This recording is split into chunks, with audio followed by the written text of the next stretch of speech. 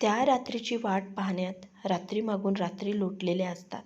प्रत्येकाची रात्र वेगळी, प्रत्येकाच्या मनातली रात्र वेगळी आणि प्रत्येकाच्या आयुष्यातली रात्र वेगळी, अर्थातच वेगळी. जशी ती आता चंद्रकांतच्या आयुष्यात होती. कांत आता हॉलमध्ये कोचावर पडला होता. भक्काच नजरेने एकटाच, टक जागा. गार वाऱ्याचा झोत आला. तो वेतांगून उठला. त्याला खालच्या बहरलेल्या रातराणीचा वास आला. त्याला स्वतःला मिटून घ्यावंसं वाटत होतं, म्हणून त्यानं खिडकी लावून घेतली. बाहेर मंद प्रकाशणारा आकाशकंदील होता. त्याने रागाने जोरात बटन दाबलं. त्याचा दिवा त्याने मावळला. बाहेरचा अंधार आणखी गडद झाला. बाहेर कुत्री भयान भुंकत होती. डोकं उठवणारी. एक कुत्रं तर सालं रडत होतं. तो पुन्हा अस्वस्थपणे कोचावर येऊन पडला. आज त्याच्या आयुष्यातील ती पहिली रात्र होती. मुलगीच त्याला बायकोजवळ झोपू नको म्हणाली होती. यापेक्षा दुर्दैव ते काय? तो अस्वस्थपणे सतत कूस बदलत राहिला. झोप येणार नव्हतीच. त्याला एक एक आठवू लागलं. चंद्रकांत एका छोट्याशा गावातून शहरात आलेला. नुकताच एका छोट्या कंपनीत तो कामाला लागलेला. तो एक साधा सरळ तरुण होता. साध्या चेहऱ्याचा, पण तब्येतदार गडी. त्यामुळे कंपनीतले लोक त्याला पहिलवान म्हणून चिडवत असत. त्याच्या गावंढळ उच्चारावरून त्याला खिजवत असत. आपल्याला हे शहरी जीवन, ही नोकरी झेपणार नाही असं त्याला वाटत होतं. गावी परत जाऊन काय करायचं हा प्रश्न होता. तो हताश झाला होता. शहर म्हणजे शेणाचा पो आहे आणि आपण त्यामधले किडे, अशासारखी अवस्था त्याच्या मनाची झाली होती. अशा वेळी त्याला उषाने मानसिक आधार दिला होता. तो मेहनती आहे, तो आयुष्यात पुढे जाऊ शकतो याचा विश्वास दिला होता. उषा नाजूक बांध्याची, दिसायला चारचौघीसारखीच, पण तिचे टपोरे काळेभोर डोळे अतिशय बोलके, आकर्षून घेणारे. ती सुस्वभावी होती, बोलकी, दुसऱ्यांना मदत करणारी, उत्साहाचा अखंड झरा असलेली. पुढे त्याने नोकरी बदलली, पण नोकरी बदलताना त्याला वाईट वाटलंच. कंपनी सोडण्याचं नाही, तर उषाचा सहवास मिळणार नसल्याचं. त्याला अगदी पहिल्या दिवसापासून तिने आकर्षून घेतलं होतंच, पण पुढे ती त्याला जास्तच जास्त आवडतच गेली. आयुष्याची जोडीदार कशी असावी याचं चित्र तो कायम उषाच्या रूपात पाहत होता. पण तिचं लग्न झालेलं होतं आणि तिला एक छोटीशी गोड मुलगीही होती. एका अपघातात उषाचा नवरा किरण एकाएकी गेला. ती तर खचूनच गेली होती, पण छोट्या टिनीकडे पाहून ती सावरली. ती आईवडिलांच्या घरी राहायला आली, कामाला जाऊ लागली. कांत तिला भेटायला आला. मग पुढे त्यांच्या भेटी होतच राहिल्या. आता तो नोकरीमध्ये, शहरी जीवनामध्ये स्थिरावला होता. गावातून शहरात आलेला कांत आणि आता असलेला रुबाबदार कांत यामध्ये खूपच फरक होता. एके दिवशी त्याने त्याचं प्रेम तिच्याजवळ कबूल केलं. उषाला धक्का बसला. ती काहीच बोलली नाही. ती विचारात पडली. दुसरं लग्न करावं की नाही याचा निर्णय तिला घेता येईना. केलंच तर टिनीचं काय? तिचं डोकं विचाराने फुटून जाईलच तिला वाटू लागलं. कांशी लग्न योग्य ठरेल? तो टिनीला स्वीकारेल? टिनी तिच्याबरोबर राहणार हे तर स्पष्टच होतं. म्हणजे त्याविषयी विचार करण्याचाही प्रश्न नव्हता. कांतही त्यांच्याबद्दल काहीच बोलला नाही. म्हणजे टिनीबद्दल त्याचाही काही वेगळा विचार असण्याचं कारण नव्हतं. त्यांची आणि टिनीची अनेकदा भेट झाली होती. ती तर काय बिनधास्त पोरगी होती, छोटी, गोड आणि खोडकर. तो जेव्हा यायचा तेव्हा टिनीशी बोलायचा, तिच्या खोड्या काढायचा, तिच्यासाठी न चुकता कॅडबरी आणायचा. हे उषाच्या नजरेतून एकदाही सुटलेलं नव्हतंच. आईवडिलांनीही तिला धीर दिला, समजावलं आणि तिने कांतला होकार दिला. कांतचं गाव पुण्यापासून 2 तासाच्या अंतरावर होतं. तो त्यांच्या कारने गावी निघाला. आज त्याला घरातून निघाल्यापासून सगळं वेगळंच भासत होतं. रस्ता, रस्त्यावरची दृश्य, सारंच. तो महामार्ग सोडून आत त्याच्या गावाच्या रस्त्याला लागला. हिरवी शेत वाऱ्यावर डोलत होती, त्याच्या मनासारखी. गाव, देऊळ, नदी सारंच वेगळं भासत होतं. एका झाडावर साळुंकीची जोडी प्रेमकुंजन करत होती. सगळ्या वातावरणात एक आनंद भरून राहिला होता. शरद ऋतू नुकताच संपलेला होता. दिवाळीपूर्वीची मस्त सुखद हवा होती. गारव्यावर स्वच्छ उन्हाची माया पसरलेली होती. त्याला आईवडिलांना सारं सांगायचं होतं, आत्तापर्यंत लपवलेलं. तो गावात शिरला. त्याचं छोटंसं टुमदार गाव होतं. जुने पण प्रेमाने उराशी धरून बसलेलं. त्याचं घर दुमजली माडी होती. पुढे मोठं अंगण, मागे शेत, अंगणात डेरेदार कडुनिंब, त्याच्या खाली वरगच्च सावली. त्या शीतल छायेत बाजेवर त्याची मणी पडलेली छोटी, बिस्किटाच्या रंगाची. तिला पाहताच त्याने लाडाने आवाज दिला. तो जवळ जाताच ती पळून गेली. ओळखीचा असला तरी ती गर्भार होती. चहापाणी झाल्यावर त्याने आईवडिलांसमोर विषय काढला. त्याचं बोलणं ऐकून वडील तर रागारागाने घरातून बाहेर निघून गेले. विधवेशी लग्न? हा काय प्रकार? का अन कशासाठी? आई आणि बहीण दोघांनीही त्याच्या लग्नाची मोठीच हौस होती आणि त्याला चांगली बायको मिळेल याचीही आस होती. पोरगा शिकला, सवरला याचं आईला कौतुक होतं आणि तिला वरमाय म्हणून मिरवायचंही होतं. दोघी बिचाऱ्या हिरमुसल्या. पोराने सगळ्या बेतावर पाणी फिरवलं होतं. शेवटी कांतने घरच्यांच्या निर्णयाविरुद्ध लग्न करायचं ठरवलं. नोंदणी पद्धतीने. इतर कुठलेही विधी सोपस्कार न करता.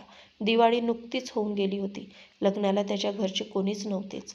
त्यांचे काही मित्र, कंपनीमधले सहकारी, उषाचे काही जवळचे नातेवाईक, मैत्रिणी, आईवडील आणि अर्थातच टिनी. टिनीसाठी सारीच गंमत होती. आईचं लग्न? ती पोपटी रंगाच्या फ्रॉकमध्ये गोड दिसत होती आणि प्रत्येक फोटोमध्ये तिला घुसायचंच होतं. लग्न लागलं, जेवण झालं आणि मग ते कानच्या घरी निघाले. टिनी 4 वर्षाची गोड पोरगी होती. नवीन ठिकाणी चाललो आहो याची तिला काहीच चिंता नव्हती. आई बरोबर आहे हे तिला पुरेसं होतं. कानच्या मित्राने त्यांना कारमधून घरी सोडलं. सामान वगैरे वर न्यायला मदत केली. कानचं घर आधी उषाने पाहिलेलं होतं, पण आता गृहस्वामिनी म्हणून ती पहिल्यांदाच येत होती. तिच्या 2 मैत्रिणी, त्यांचा एक खास मित्र आणि तिचे आईवडीलही आले होते. उषाने माप ओलांडत आणि घरात प्रवेश केला. कानचं घर छान होतं, सजवलेलं, टापटीप. रसिक होता खरा, पण तरी त्या घराला बाईचा स्पर्श नव्हता. त्या घरात बाईचा वावर नव्हता, पण आता तो स्पर्श त्या वास्तूला लाभणार होता. टिनी बाल्कनीमधून खाली पाहत होती. तिला खाली फिरणारी भटकी कुत्री दिसली. तिच्या आजीकडे कुत्री क्वचितच दिसत. तिला एवढी कुत्री पाहून मजा वाटली. त्या सगळी वेगवेगळी, काळी, पांढरी, विविध रंगाची. सोसायटी मध्यम आकाराची होती, मोजक्या घराची. वॉचमन काही नव्हता. चहापाणी घेऊन बाकीचे लोक गेले. मग तिचे आई वडील निघाले. तिच्या आईच्या मनात उगा लकलकत होतं. सगळं नीट होईल ना? शेवटी आईचंच म्हणते. आता घर आपलं होतं. निवांतपणा होता. एकांत होता, पण पुरेसा. टिनी सगळ्या घरभर फिरत होती. सगळं उचकत होती. शांत कशी ती बसत नव्हती. तिच्यामुळे कांतला उषाशी 4 वाक्य सलग बोलता येत नव्हती. मग जवळ येणं तर दूरच. कांतने अनेक शोभेच्या वस्तू जमवलेल्या होत्या. वेगवेगळ्या छोट्या मूर्त्या, पिसं, दगड, कार्स अन काय काय. त्याच्याकडे विणकराचं घरटं होतं. टिनीने ते घेतलं आणि त्यामधून पाणी निथळत का हे पाहण्यासाठी पाण्यात बुचकळून काढलं. कांतला ते आवडलं नाही. त्याच्या कपाळावर आठी चढली, पण तो काही बोलला नाही. हळूहळू अंधार पडला. रात्र जवळ येऊ लागली. कांत अजून रात्र होण्याची वाट पाहू लागला. जवळ येण्यासाठी पहिली रात्र. त्याचा विश्वासच बसत नव्हता साऱ्यावर. उषा चक्क आज त्याची बायको बनून त्याच्या घरी वावरत होती. जिने मनाचा कब्जा घेतला होता, तिने आज त्याच्या घराचा कब्जा घेतला होता आणि थोड्या वेळाने स्वर्गाला हात टेकल्यासारखे वाटत होते त्याला. पण स्वर्गसुख, तो आतुरला होता. टिनी कशात रमली होती. त्याने उषाला मिठीत घेतलं. तेवढ्यात टिनी आली. तिला ते आवडलं नाही. तिने त्याला बाजूला ओढलं.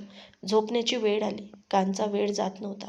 बेडरूममध्ये डबल बेडवर उषा टिनीला जवळ घेऊन झोपवत होती. तिला झोप काही येत नव्हती. उषा गोष्ट सांगत होती. कांत बेडवर येऊन पडला. तशी टिनी उठली. काका, तुम्ही इथं नाही झोपायचं का? त्याला आश्चर्यच वाटलं. हे वाक्य त्याला त्याच्या घरात अनपेक्षित होतं. इथं आम्हीच झोपणार, तुम्ही नाही झोपायचं. उषाने पडेल चेहऱ्याने त्याच्याकडे पाहिलं. तो गुपचूप बाहेर गेला हॉलमध्ये. तो कोचावर पडला भक्कस मुद्रेने. मग त्याला मागचं सगळं आठवलं.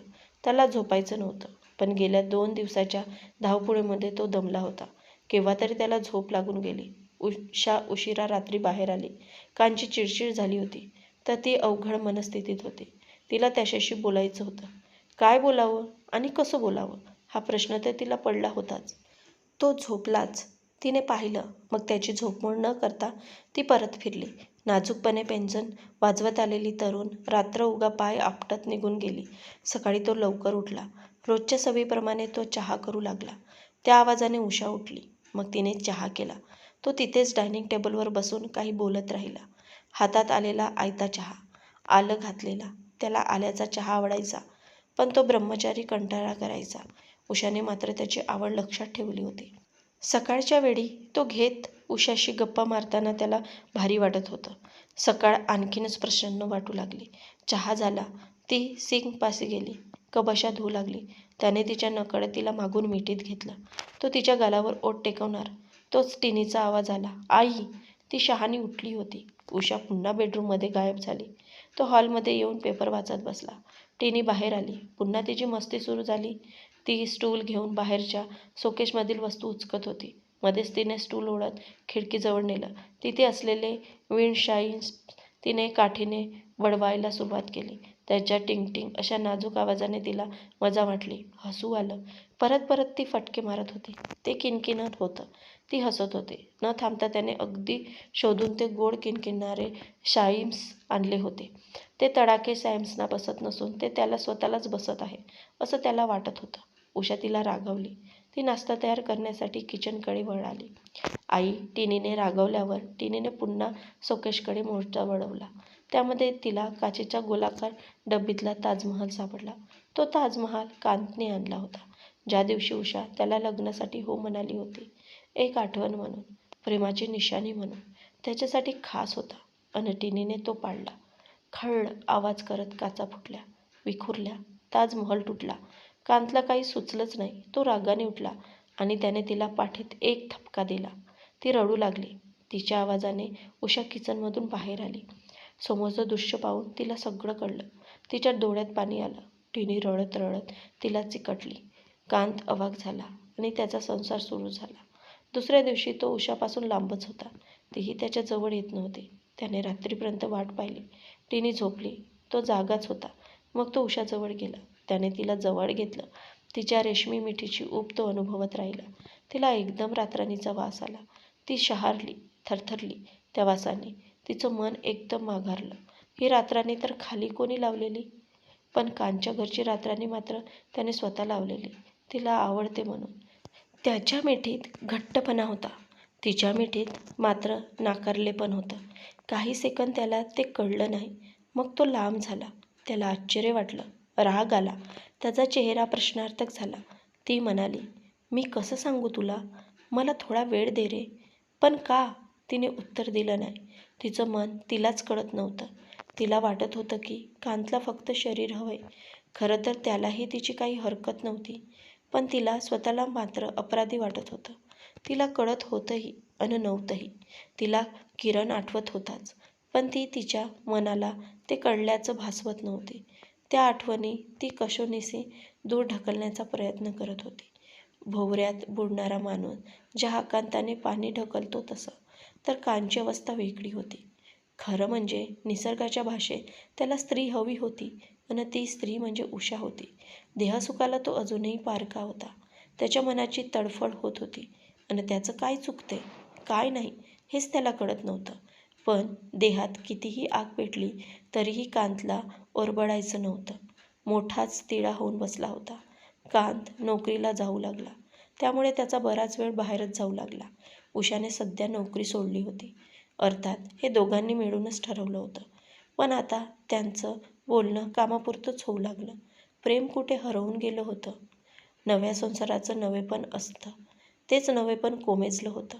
चेहऱ्यावर राहून राहून येणारं हसू, उत्तेजित होऊन मांडली जाणारी स्वप्न, गप्पा, चर्चा, नजरेत नजर घालून बोलणं, साध्या वाक्याचंही महत्त्व वाटणं, निरर्थक शब्दांनाही हसू फुटणं, एकमेकाची ओळख, पार मनापासून तनापर्यंत सारं बाजूला पडलं होतं.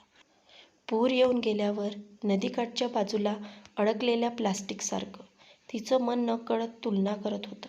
आणि अशी तुलना होऊच नये असंही तिच्या मनाला प्रकर्षाने वाटत होतं. तिच्या मनाची त्रिशंकू अवस्था झाली होती. पुढे पुढे तर दोघे अबोलच झाले. आठवडा झाला होता फक्त. मेहंदीचा रंग एवढ्यातच उतरला होता. मोठ्या माणसाचा अबोला टिनीच्या लक्षात येणार नव्हता. आई गप्प आहे हे त्या लेकराला जाणवलं नव्हतं. तिला खाऊ, खेळ सगळं मिळत होतं. आईचा लाड होता. नवीन घराचं अप्रूप होतं. त्यात आई दिवसभर घरी. मज्जा. आधी आई कामाला जायची. दिवसभर ती आजी आजोबा बरोबर असायची. फक्त या नवीन बिल्डिंगमध्ये तिच्या वयाच्या कोणी नव्हतं. पण टिनी खुश होती. तर उषा नाखुश होती. तिला सतत तिचा विचार चुकलाय की काय असं वाटत होतं. किरणची तिला जास्त आठवण येत होती. लग्न झाल्यावर त्यांच्याबरोबरचे सोनपंखी दिवस आठवत होते. तिला वाटत होतं की स्त्रीला आयुष्यभराचा जोडीदार पाहिजेच. स्त्रीला प्रेमाची, शरीराची गरज असतेच. पण सुरक्षितता तीही महत्त्वाची. त्यात मूल असेल तर त्याला मिळणारं वातावरणही खूप महत्त्वाचं. अन मनाला उभारी देणारं साथ. कांत मात्र ढवळून निघालेला. लग्नाचा नवेपणा नाही, हनीमूनला जायचं होतं, पण उषा टिनीमुळे नाही म्हणाली होती. त्यांची अनेक स्वप्न होती संसाराची, पण एक एक स्वप्नाला सुरुंग लागलाय असं त्याला वाटत होतं. अगदी पहिल्या टप्प्यापासून, पहिल्या रात्रीपासून उषाच्या एका साध्या मिठीसाठी तो सुसला होता आणि बरंच काही तनामनात साठलेलं. पण ती टिनी आणि टिनी. रविवार होता. कांत उठला. त्याला एकदम खायलाच उठलं. आज दिवसभर घरात करायचं काय या विचाराने तो हबकलाच. त्याने मुक्याने आवरलं व तो बाहेर पडला. काय करावं न सुचून तो गावी निघाला. कार चालवताना त्याला मध्येच काय वाटलं. त्याने उषाला फोन केला. मी गावी जाऊन येतो. संध्याकाळपर्यंत येईन पुन्हा. मग मी दिवसभर काय करू? तिने सहज विचारलं. तो खेकसलाच. काय हवं ते कर. टिनीला घेऊन उड्या मार, नाहीतर आणखी काही फोडून तोडून ठेवा. त्याचं मन रागाने जणू उकळत होतं. गाडी चालवताना त्याचे लक्ष समोर असलं तरी त्याच्या नजरेसमोर गेल्या काही दिवसातील घटना एकामागे एक येत होत्या. त्याला वाटत होतं आपण लग्न केलं ही चूकच झाली. उषाशी लग्न करायलाच नको होतं. आपण थांबायलाच पाहिजे होतं. एखादी चांगली मुलगी मिळाली असती, नवी नवरी. घरच्यांचं ऐकायला पाहिजे होतं. काय मिळवलं आपण आईदादांचं मन दुखावून? आणि ही टिनी, हे आपल्याला आधीच माहिती होतं, पण याकडे आपण दुर्लक्ष केलं. का आणि कसं? आपण प्रेमात आंधळे झालो होतो. नक्कीच आपलीच चूक. उषाला काहीच वाटत नाही, कशाचंच काहीच वाटत नाही. लग्नाचं, प्रेमाचं, सहवासाचं आणि शारीरिक सहवासाचंही. का? आपलं पहिलं लग्न असलं तरी तिचं पहिलं नाही म्हणून? पुढे रस्त्याचं काम चालू होतं, त्यामुळे एक मोठं डायव्हर्जन होतं. त्याच्या मनानेही तसंच एक वळण घेतलं.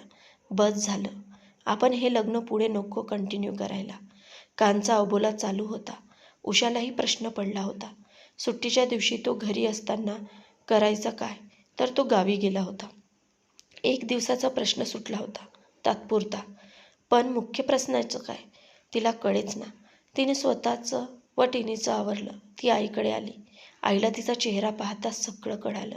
इतक्या दिवसामध्ये तिचं अन आईचं बऱ्याच वेळा बोलणं झालं होतं, पण तिने त्याच्यात काय तणाव निर्माण झाले हे आईला सांगितलं नव्हतं. टिनी खाली पडाली. बाबा पेपर वाचत बसले तेव्हा उषा आईच्या गळ्यात पडून रडली. तिने तिचं मन मोकळं केलं. आई, माझं नशीब असं का गं? हे लग्न केलं ही चूकच झाली. उगा घाई केली. का भुलले मी? मोहाचे क्षण माणसाला खड्ड्यात घालतात. असं बरंच काही ती बोलत राहिली. आईने तिला बोलू दिलं. उषा शांत झाल्यावर ती म्हणाली, जरा विचार करून बघ. कांचं पहिलं लग्न आहे. त्याच्या काही अपेक्षा असतीलच ना. लग्न म्हणलं की नवरा बायको दोघांना कित्येक गोष्टी नवीन असतात. समजावून घ्याव्या लागतात. ॲडजस्ट करावं लागतं. तुझं किरणशी लग्न झालं तेव्हा सगळ्या गोष्टी पहिल्या दिवशीच सुरळीत झाल्या होत्या का? आठव बरं. लग्न म्हणजे एका नवीन आयुष्याची सुरुवातच ना गं. थोडा वेळ जाऊ दे, होईल सगळं नीट. आणि टिनी, तो प्रश्न आहेच, पण निघेल काहीतरी मार्ग. का दाखवली त्याने मला सहानुभूती?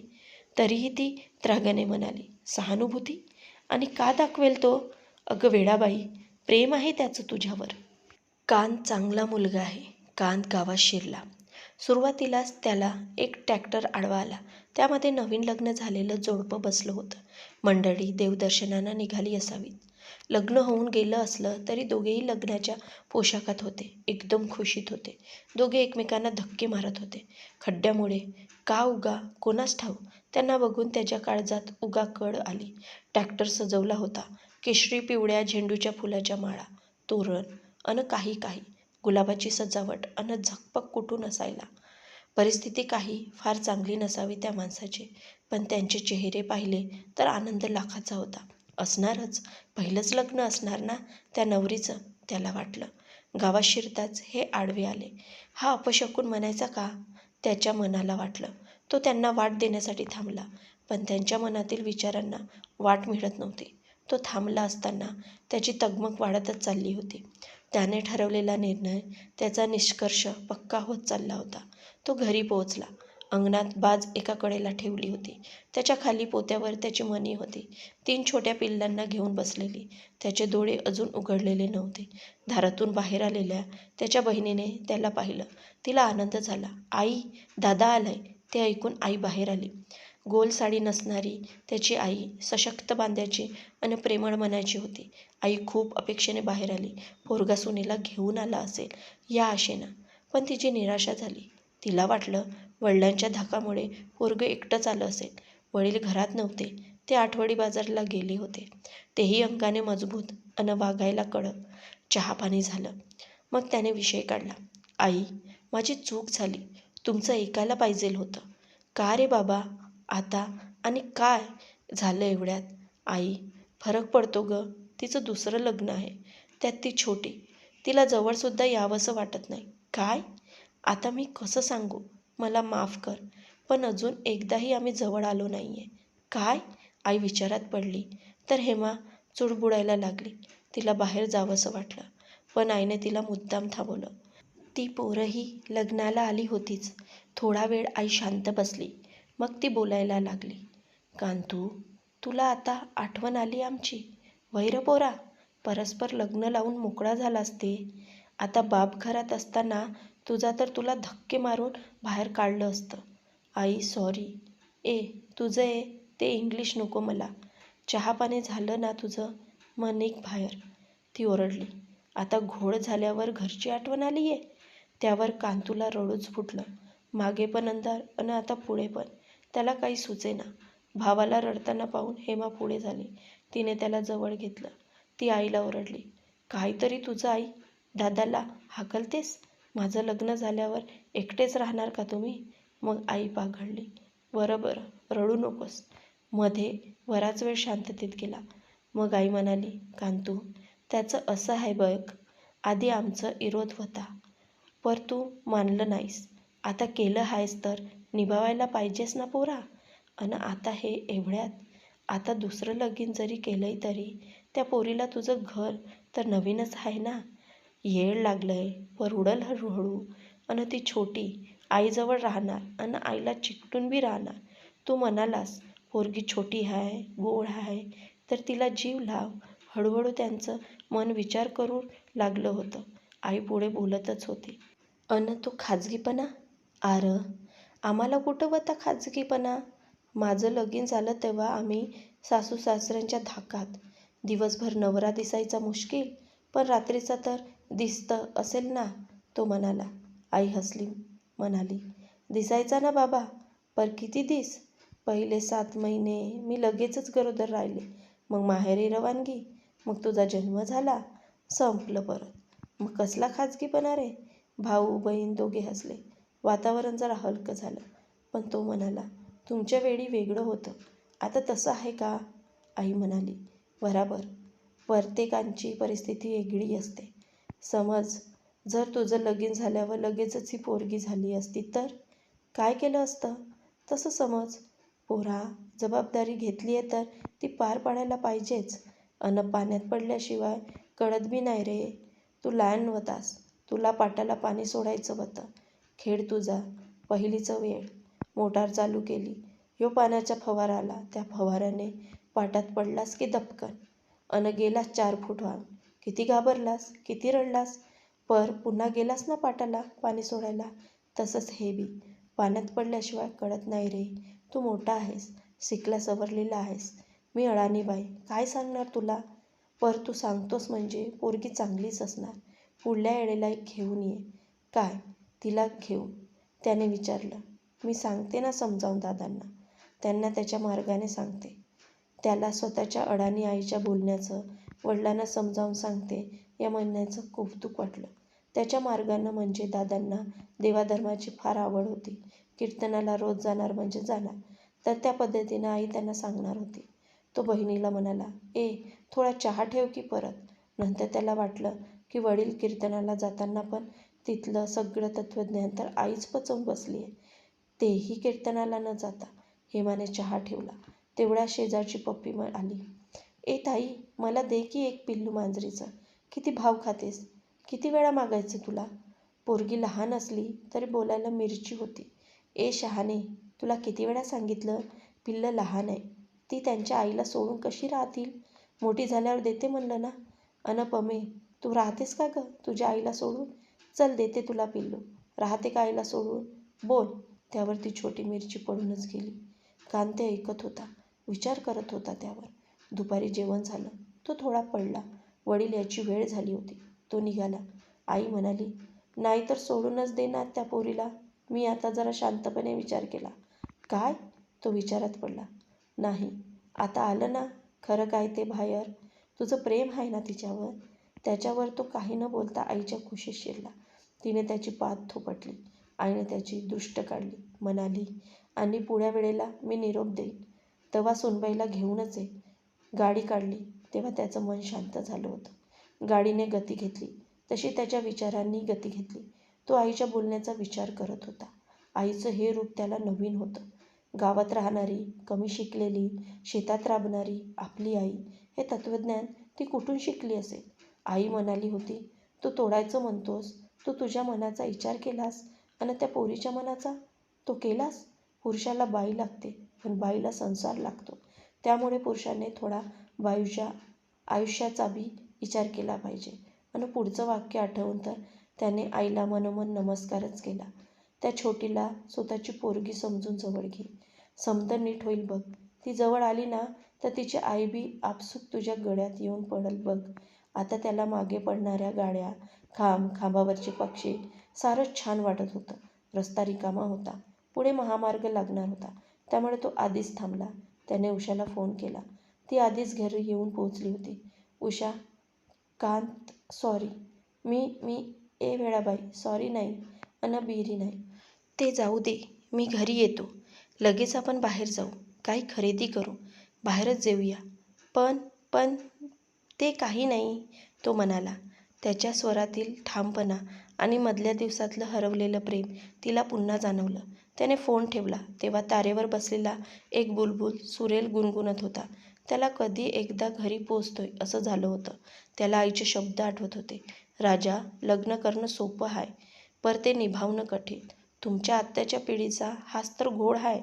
ते तिघेही बाहेर गेले एका मॉलमध्ये. तिथे टिनीने एक गाणं म्हणणारी, नाचणारी बाहुली घेतली. त्याने उषासाठी एक नाजूक नथ घेतली. मग ते जेवायला गेले. त्याला आज वेगळं काहीतरी खायची इच्छा होती, पण टिनीला पावभाजीच खायची होती. मग त्याने तिघांसाठी पावभाजीच मागवली. जेवताना त्यांच्या गप्पा चालू होत्या. बरं का टिने, आमच्या घरी. तो म्हणाला. तुमचं घर कुठे आहे? लगेच तिने विचारलं. गावाला. बरं, कुठल्या गावाला? ते असू दे. तर आमच्या घरी म्हणीला 3 छोटीशी पिल्लं झाली आहेत. वाव, मग आपण आणूया का त्यांना घरी? बालसुलभ उत्सुकतेनं तिने विचारलं. नक्की आणूया, पण अजून ती लहान आहेत ना. ती त्यांच्या आईला सोडतच नाहीत. टिनीसारखीच आहे. हे वाक्य त्याने उषाकडे पाहत म्हणलं. वाक्य पूर्ण होईतो तो निर्विकार होता, पण उषाला हसू आलं आणि तोही खळखळून हसला. ते घरी आले. कांत गाडी लावत होता. उषा आणि टिनी दोघीही खाली उतरल्या. थोड्या पळीकडे गेल्या. कांतने हाक मारली. टिनी. ती त्याच्याजवळ आली. तो गाडीतून काही काढत होता. एक मोठं कॅडबरी. ते त्याने तिला दिलं. टिनी खुश. तो गाडी लॉक करत होता. उषा पुढे गेली होती. तेवढ्या सोसायटीतली भटकी कुत्री आली. त्यांना टिनीच्या हातात काय आहे ते हवं होतं. त्यासाठी त्यांनी तिला घेरलं. ते भुंकू लागले. तेवढ्यात त्यांची डेअरी. त्यांचा उपद्रव फारच वाढला होता. कांत मागे वळला. कुत्री चांगली तगडी होती. टिनी त्या गावठी कुत्र्यासमोर घाबरून थरथरत उभी होती. तिने छातीशी बाहुली घट्ट धरली होती. कांतही त्या कुत्र्यांना बघून चांगलाच घाबरला, पण क्षणभरच.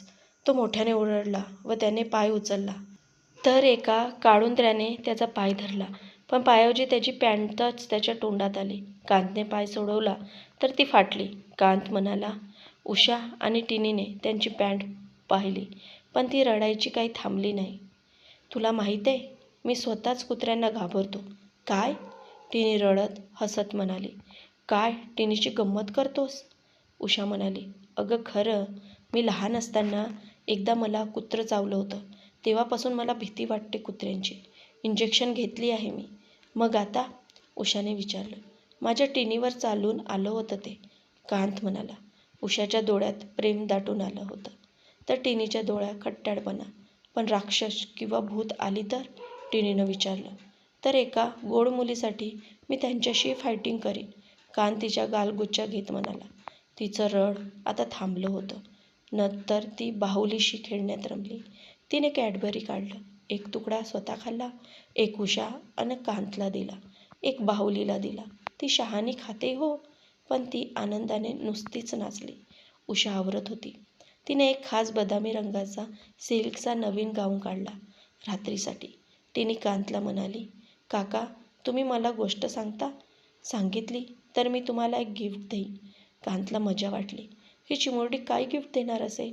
तो मनात म्हणाला. गिफ्ट तर उषाकडून हवं आहे. ते कधी मिळते कोणास ठाऊक.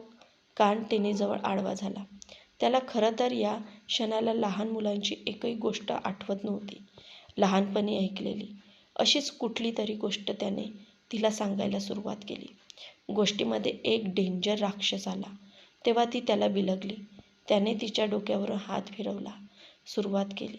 गोष्ट संपायच्या आतच टिनी झोपून गेली. कांतच्या अंगावर हात ठेवून गाढ निर्धास्त कांतने तिच्या डोक्याखालची उशी सारखी केली. तर त्याखाली काहीतरी होतं. ते एक किचन होतं, अगदी साधं, पण त्याच्या गोलामध्ये छोटा ताजमहल होता.